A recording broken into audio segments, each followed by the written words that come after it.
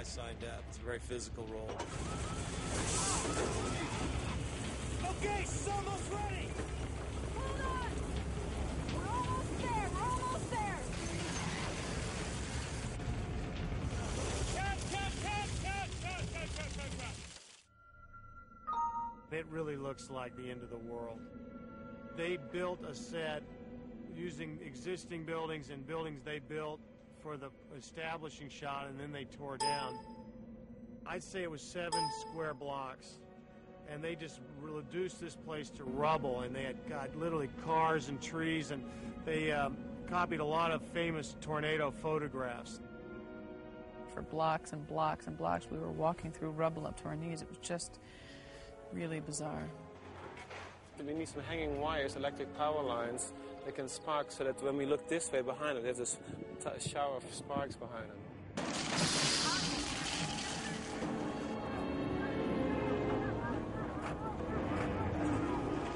They had no warning. Even just to create very, very small scenes took a phenomenal amount of manpower and equipment. And it really made all of us step back and realize how nature itself can create this on such a massive scale. And we were putting all our energy into just creating what would exist in the frame. This is Topeka, Kansas, and this is the aftermath of the most destructive tornado ever to strike the state capital. It sliced a path of death and damage a half-mile wide and 15 miles long. Tree just blew over! Look at that tree! Look at the top! Get away from the windows! Get away! Get away!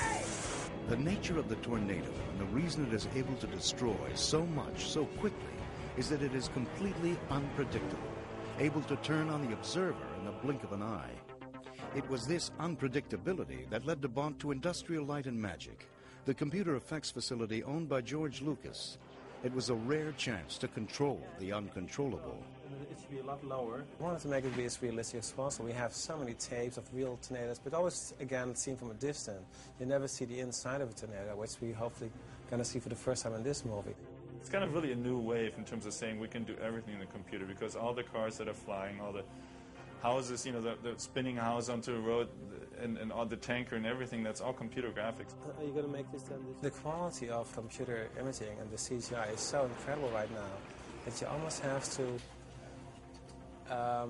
make it look like there were little mistakes in it. It's too perfect almost. We add the level of shake to it so that it builds up. The closer the tornado comes, the more intense that shake becomes.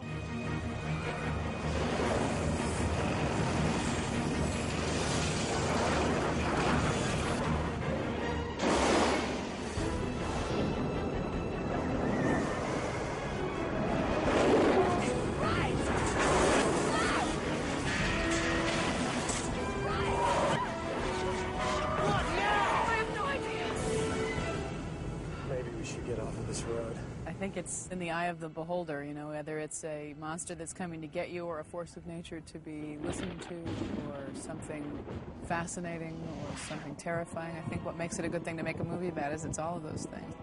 If they just get 10% of that feeling, then you still will be enormous. It will be still fantastic.